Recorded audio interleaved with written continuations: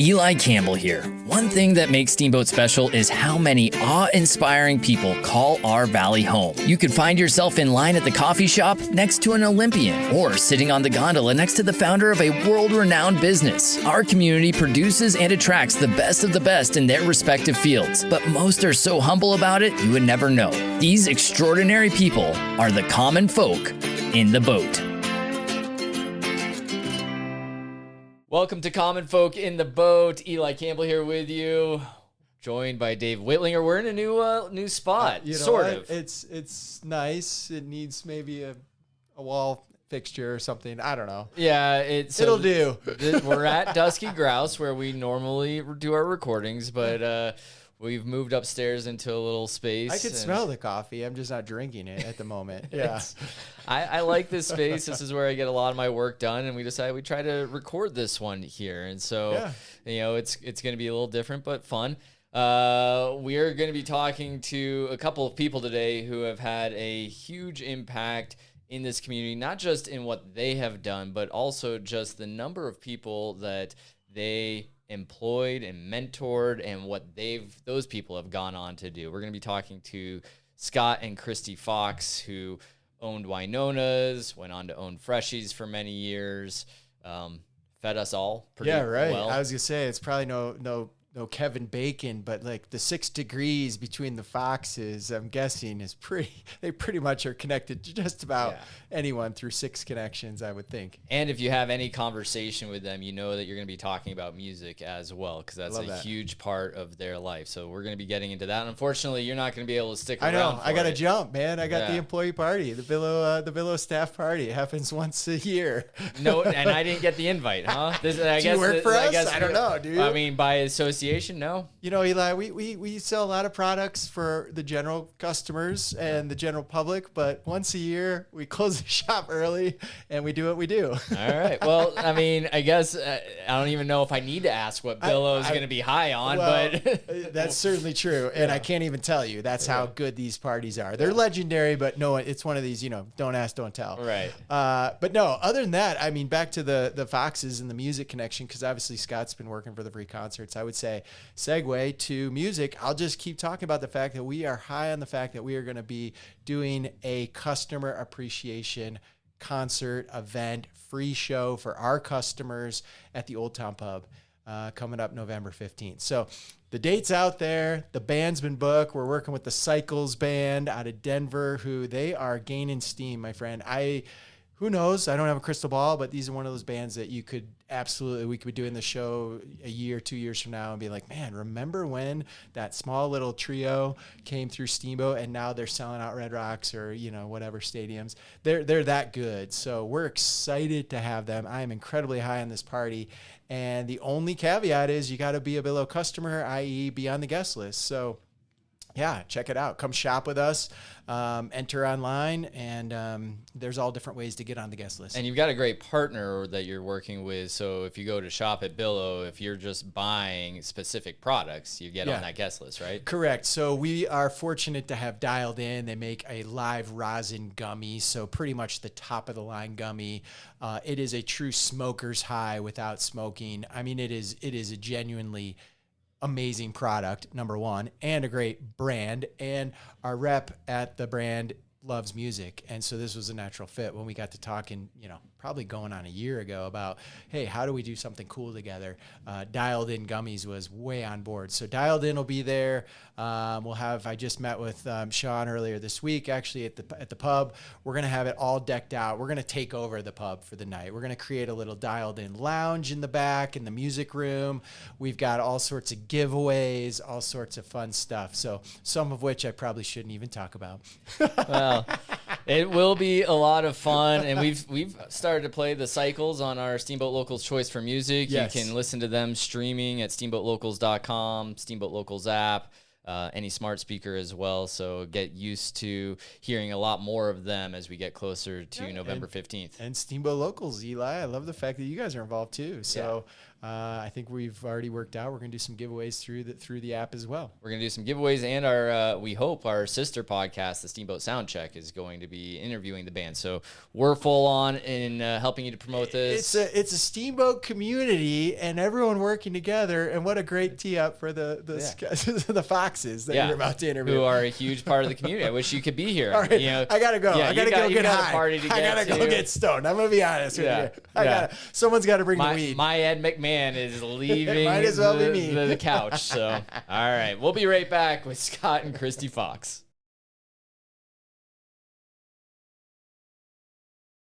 Welcome back to Common Folk in the Boat. I am happy to be joined by Scott and Kristy Fox. How are you guys doing? Doing great. Thanks, Eli. Loving this extended fall. It has been beautiful. It's a incredible time of year. It's my favorite time of year here in Steamboat. And I just couldn't get enough of this, although we're expecting some weather to come in this weekend, I think. Have you guys been getting out and enjoying it, getting enough biking in? I saw you out on the trails just last week. Yep. Oh, we've been getting out there.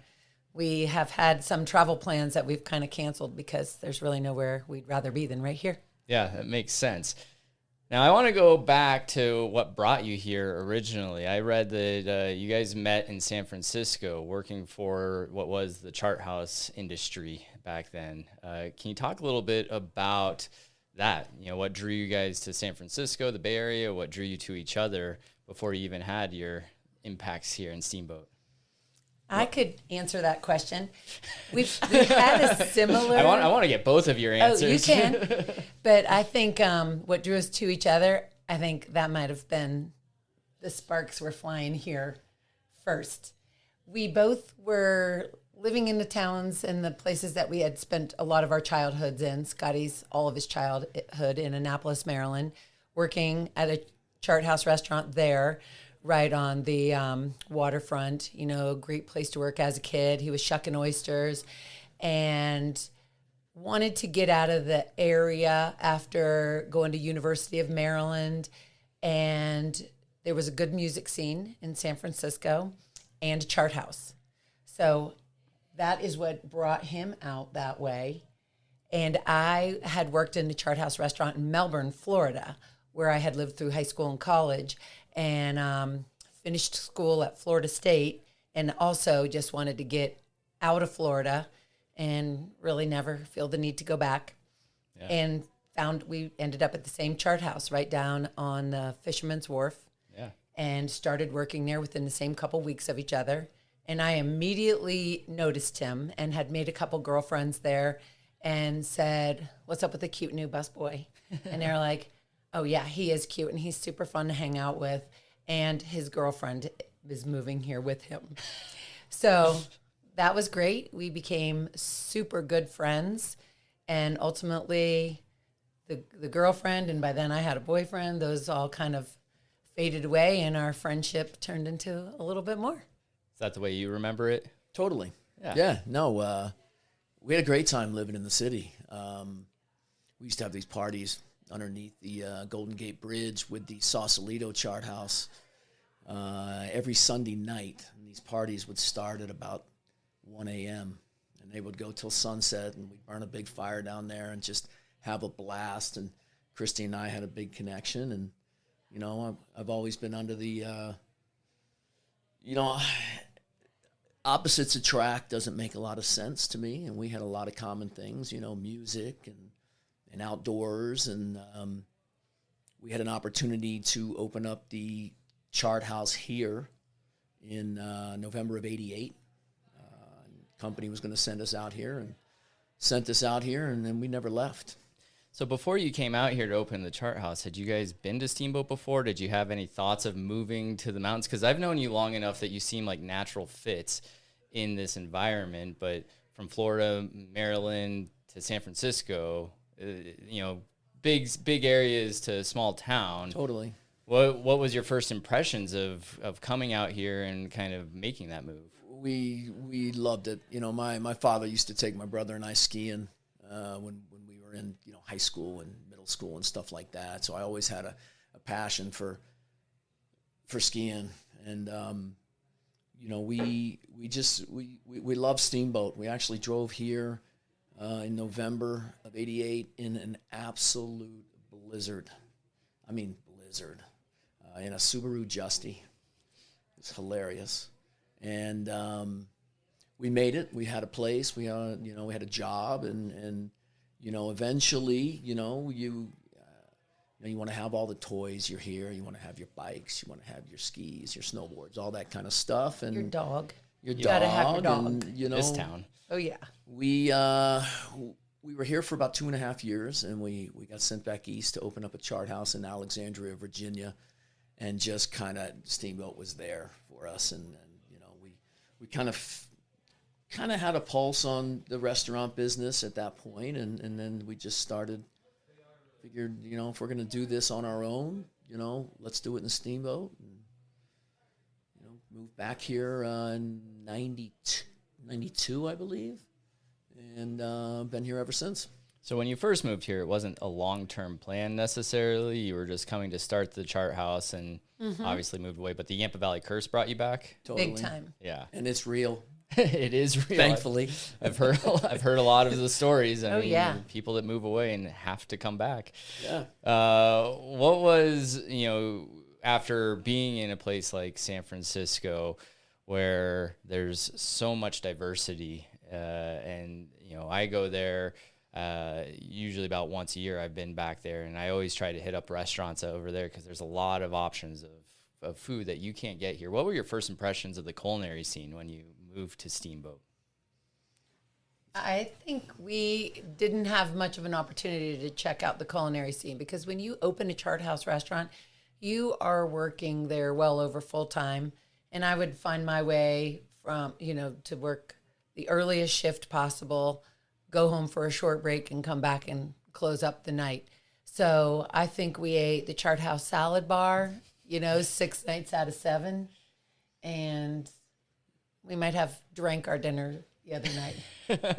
But, back in, 92, early 90s, La Montagna, Mike That's Fagola's true. place was the spot, up on the mountain there. Yeah. The culinary scene here is incredible now. We've got some amazing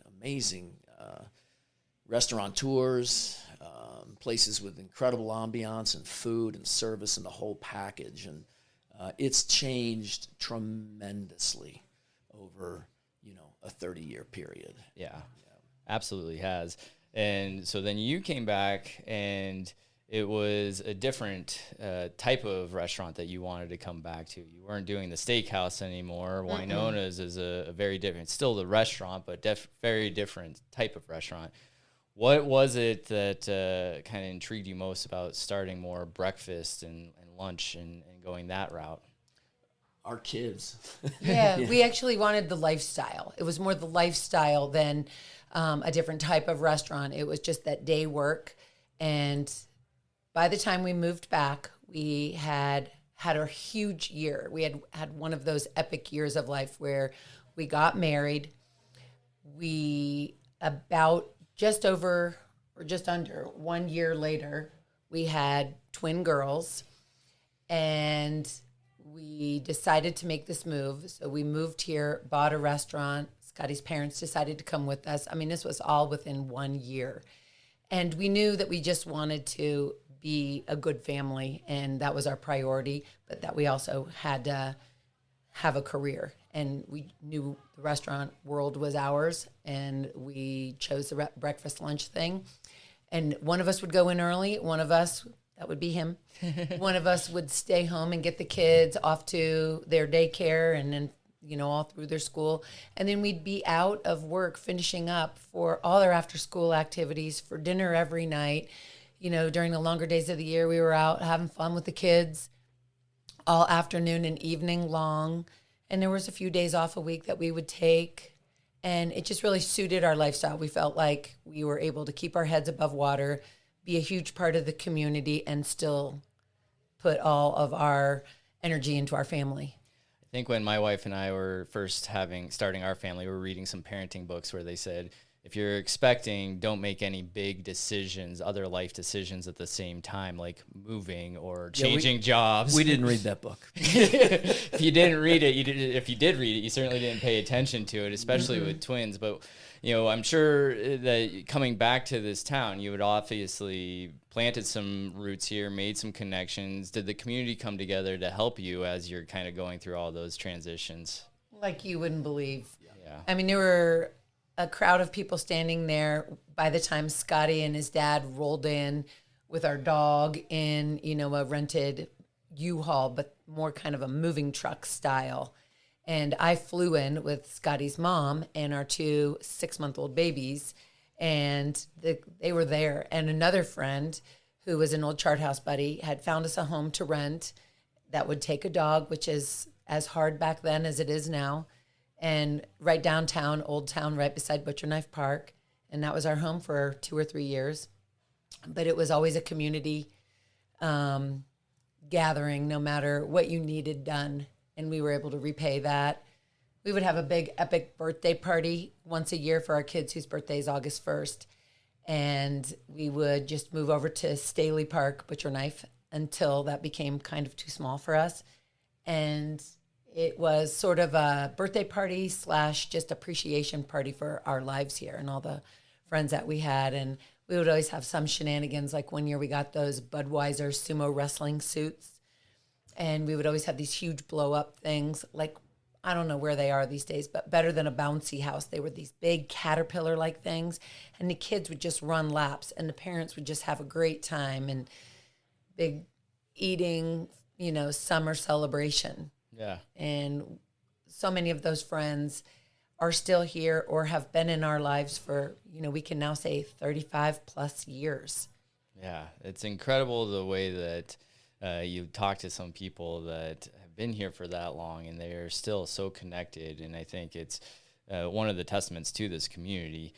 From Winona's, then you went on to start Freshies. Mm-hmm. Talk a little bit about that, the decision to start Freshies, what kind of prompted that, and the location, everything about it. Yeah, we started Freshies in 2002, and I believe we sold Winona's in 2004. So we had both restaurants for about a 2-year period. I think we had about 100 employees. It was pretty chaotic time. But, sometimes people thrive in those scenarios. And, our biggest decision to kind of focus more on Freshies was just the size of the restaurant, the parking aspect, not being right smack downtown. But we truly loved Winona's, and, Jamie, who bought Freshies from us, Winona's, excuse me. She still has the place, and they're rocking down there. So, she was a teenager when we hired her. Yep. Yeah.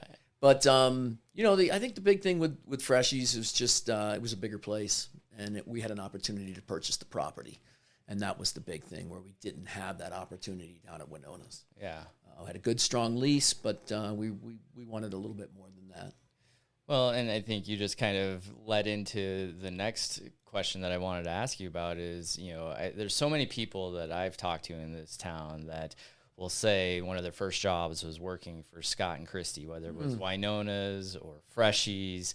We did an interview with Mindy Marriott where she told me that one of the reasons that she's even in this town is because of a conversation she had with you while eating breakfast at Winona's many, many years ago.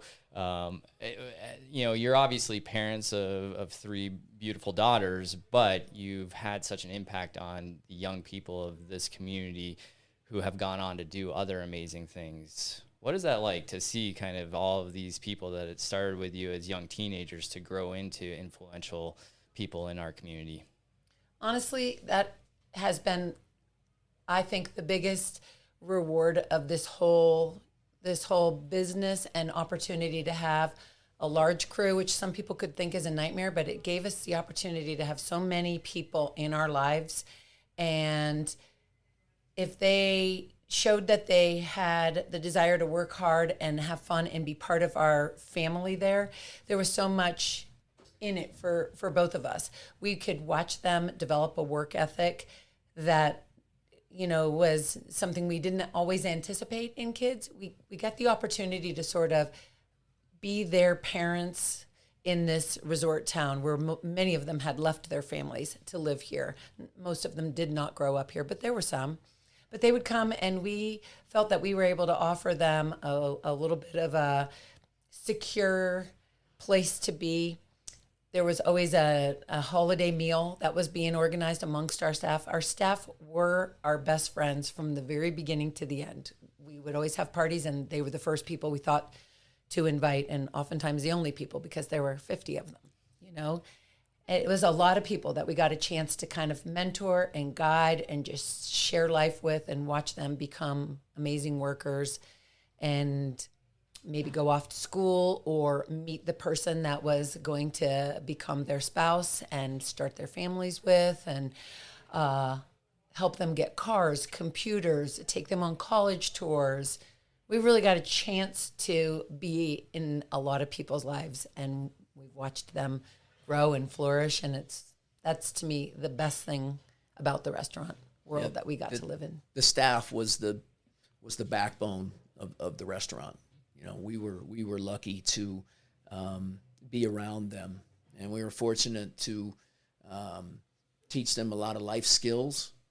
Do successful things in life, and that's probably for me and Kristy too. I would guess is what we kind of miss the most from the restaurant is the staff and the crew and the team and the fun stuff. But we were really lucky to have some incredibly dynamic people working for us.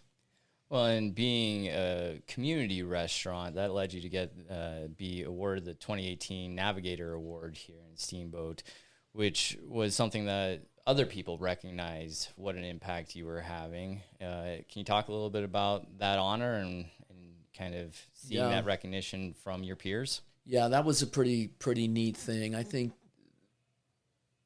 it was very humbling for sure.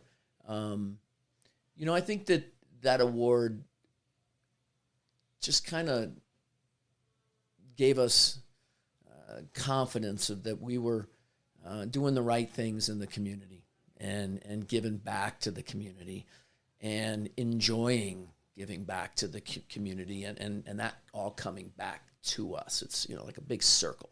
Yeah. That is one of the biggest things in business in small towns is getting in that giving to the community. It's huge, and a lot of gratification comes from that. And we were able to share that with our crew at that point in time when we were lucky enough to win that. The event took place at the top of the gondola, and we probably filled 4 or 5 gondolas with just our staff. We invited everyone up there, and it was a celebration for everybody. We certainly didn't do that alone. Yeah. And so you ended up having an impact in the restaurant business here in Steamboat for nearly 30 years. But I want to circle back because you were originally a busboy at the Chart House. You were waitress there. I was a kitchen girl. Kitchen girl. Yeah. Was the restaurant industry always what you were striving to be in, or is it just kind of something that you fell into place and it worked out this way? I think it kind of fell in place this way. I went to college for 3 semesters, and after that 3rd semester, it just wasn't my thing. I had more desires than classes and things like that, and had the work ethic to go out there and work hard. But I think from my standpoint, it just kind of fell in place. Mm-hmm. I think it's a great success story too to teach kids that you don't need to go that typical college route. If you have a passion, if you're hardworking enough, you can make it work. And then you guys came to a place in 2019 where it was time to sell Freshies. Mm-hmm. Can you talk about what prompted that decision? Yeah. Kristy had, 2017, had bilateral knee replacement. And I took about 7 weeks off of work. We both did, obviously, and kind of recovered from that surgery. And during that 7-week period in November, we would sit outside and have a glass of wine and get some sun and let the knees heal up, and just kind of charted the next, 10, 15, 20 years or so. And we were fortunate in that we had paid that property off down there. It took us 17 years. And just realized that we didn't have to work as hard as we had been in the past. We didn't want to be, Kristy always says, we didn't want to be known as the hardest working couple in Steamboat. There was more to us than that. Yeah. And we've been fortunate to find some things after 2019 to keep us busy and engaged in the community. Things that create team around us with other organizations and things like that, and spend some just good quality, lifetime. Yeah. Mm-hmm. Our 2 oldest kids had taken a more traditional path and went away to schools up in the Northwest, Carly up in Washington, Cassidy in Oregon, and they both really loved the lives that they had formed there and stayed in the big cities nearby to start their careers or further their education, which they both did. And one of them is still up there. But the youngest had just graduated from high school in 2019. Mm-hmm. And we had kind of said, wouldn't that be a good time when we're not really stuck in our routine here to maybe change up the way we've done things? So we wrote out one more busy summer, and we stuck to our plan. And it kind of felt bittersweet because we really still loved it. We never got over the crest of feeling like we loved the business and now we were burned out. I don't think we ever really hit burnout. And we sold in 2019, and who knew the pandemic was right around the corner? So we really laid low for a year, and like everybody. And then, like Scotty said, the next thing you knew, we just found so many opportunities, and we just kept saying yes to everything. And we kind of have learned about ourselves that we have a gear that we're going to go in. Yeah. And we're trying to, create some balance. We're still trying to figure out what the perfect balance is, but we tend to fill every day and go pretty hard and enjoy all the things that we decide to be a part of. Well, obviously you didn't know that the pandemic was coming right around the corner. Yeah. I think you would have a unique perspective. How did you feel with watching kind of how restaurants were handling that issue from both the restaurant perspective, but also the community perspective of supporting the local businesses during that time? Yeah, that was a crazy time for the restaurant business, businesses. From the to-go standpoints, from the, setting meals outside the front door and picking them up. It would have been really hard for me personally. I'm a numbers guy. I look at numbers from, years past, months past, and to see the discrepancies in 2020 and to 2018 and things like that, it would have been hard for me. Be honest with you, it would have been tough. But the good restaurateurs and the really great operators, you've got the Rexes of the world, you've got Hannah's, down there at Mambo's, and you've got Colin and those guys, they know what to do. They know how to react. They work harder, and they figure out a way to keep pushing forward. I give those guys tremendous amount of credit and praise for getting through the pandemic. I mean, tough thing. I think we really admired the way the restaurants that we had been involved with, both Jamie at Winona's and Courtney at Freshies, just thought creatively, thought outside the box. What can we still do? And they did it. And I loved the way the community stepped up and supported them. We did a lot of laps up and down Emerald like a lot of people. And I remember one day cruising by Mike Deemer, and he said, "Hey, can I borrow your crystal ball?" Because it really was crazy timing. Yeah. That we kind of slid out right before that. And, I don't know how we would have handled it, but I sure am have a lot of admiration for the way people did handle it. So then you came into the pandemic without the worry of a work scenario. You were able to kind of figure out how to help out in different ways. And you guys have both been for a long time involved in other aspects of the community, but like you said, from there you kind of got involved with just about everything. Lots of events, Winter Wondergrass. I know you've been involved with them. Mm-hmm. Steamboat Gravel, the free concert series. Music is what brought you guys to San Francisco, what brought you guys together. Talk a little bit about the free concert series and your role that you've had with it and what you like about the music scene as it's blossomed here over the last 30 years since you've been here. Yeah, we're just music fans. We love music. We see shows year round. We've got a pretty diverse music tastes. As far as the concert series goes, it's probably been about, I'd say, close to 20 years since I joined the board. Doing free shows for 32 years now is a pretty accomplished feat. With John Waldman and Joe Cabuti starting this thing in, I believe, 92. It's pretty cool. We've had some incredible talent down there. It is getting harder to produce the shows. They're not free in reality. Yeah. They're very expensive, and it takes a lot of community support to pull it off. But we got a strong board, strong group of people down there that donate their free time and energy and knowledge, and we're lucky to have a pretty strong group.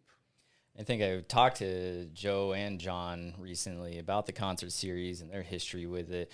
And obviously something that's changed a lot since the early 90s when they started is just how many opportunities there are to see music in this community now. That's so true. Yeah, it's exhausting. It's hard to keep up with it all when you have the free concert series and Snowball and the Mountain and Strings and Old Town Pub and Schmiggity's and the Press. And it's amazing for long-time residents like myself, like you guys, to see how the music scene here has continued to blossom.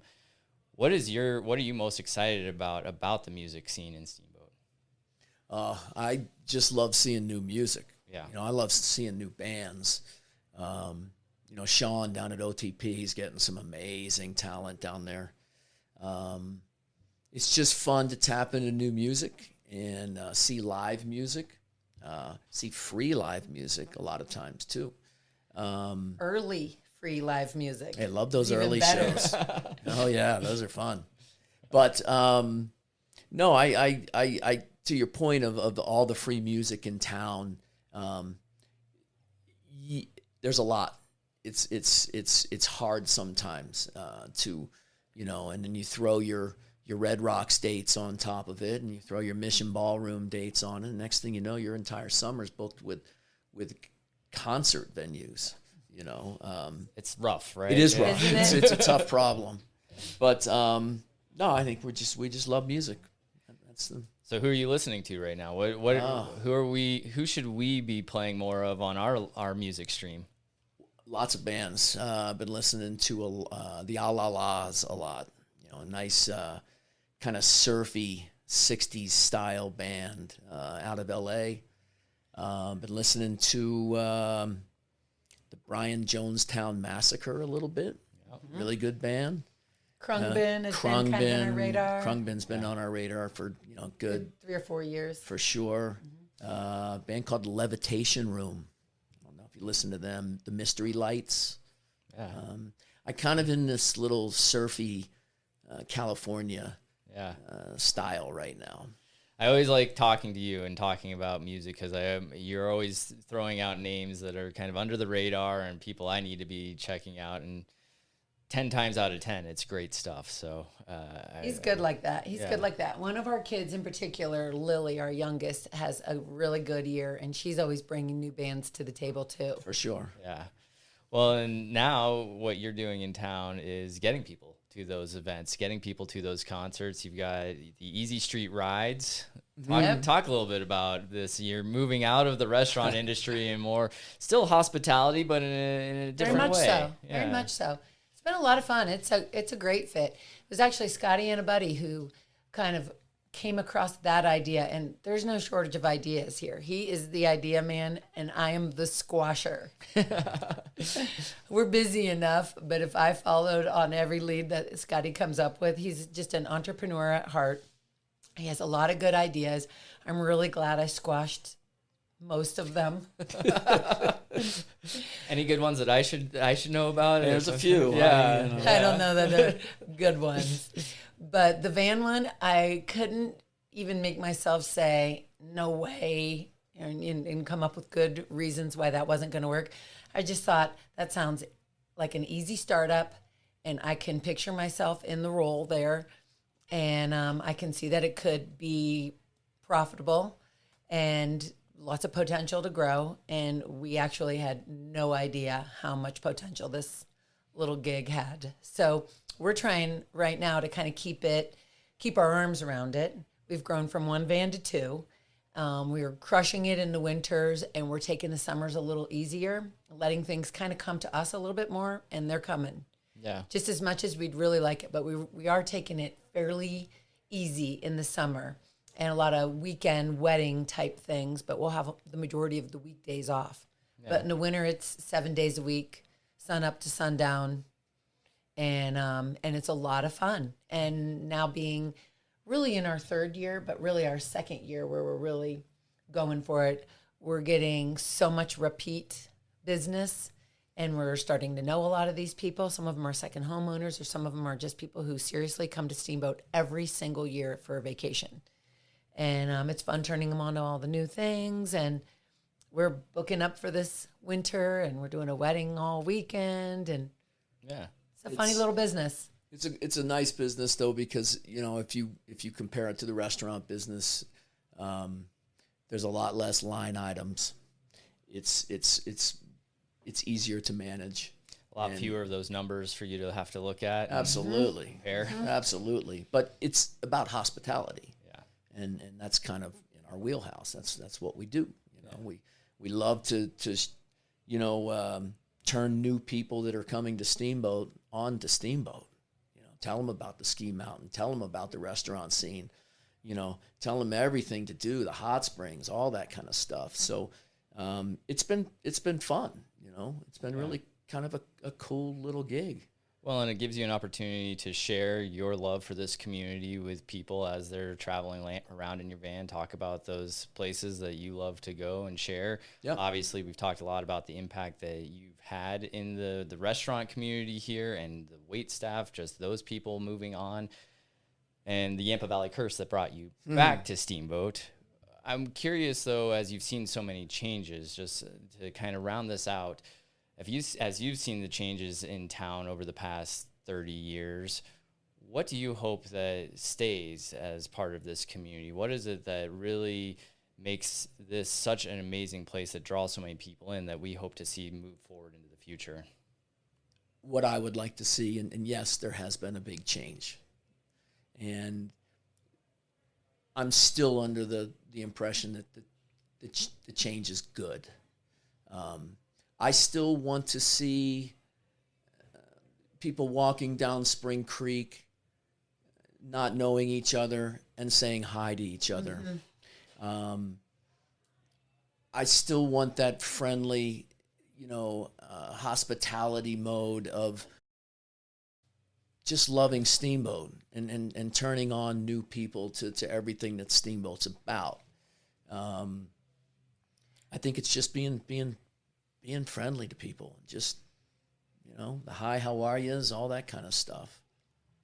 I think when I see new people come to Steamboat, you understand why they're here. I have a quote that comes from Hazy Warner, And I guess she was giving a talk one time, and someone in the audience raised their hand and said, "What do you think about all these new people moving here?" And she simply said, "We made room for you, didn't we?" And I like to try to embrace that attitude. Like, you know, someone made room for us to be here because we chose this lifestyle. Yeah. And we can't be selfish with it. These beautiful mountains and these friendly people, these seasons. So yeah, we've had some dynamic people like the Hazy Warners, you know, give us some tremendous advice, you know, life lesson stuff over time. I can remember running into John Fetcher one time out at Jiffy Lube, and I knew who he was. He didn't know who I was, but I went and sat right down next to him. You know, I was kind of eager to, you know, talk with John Fetcher. And we're talking for a little while, and his car gets done, and he's about ready to leave. And so he's walking out the door, and he kind of opens the door back up, and he says, "Hey, Scott." He was really, really good with names. He's like, "Hey, I don't want you to ever be in a hurry going anywhere." And that's what we all need to kind of be around here. You know, I mean, we've got traffic now. We've got kids on e-bikes flying around all over town, you know, and stuff like that. It just, don't be in a hurry. Yeah. Let's just enjoy where we're at. Thankful we're not in some big city and some massive kind of real traffic. Yeah. And just enjoy everybody's company. I've been spending a lot of time down in the big city. My son's in competitive soccer now, and every time I go down there, yeah, town's changed a lot here, but it makes you appreciate what we have here, and still that Western hospitality, the things that brought people here. There's a reason that people are attracted to this area. Absolutely. And, you know, we came here at some point in time. We're part of what brings people here is continuing on that tradition as well. So. Yep.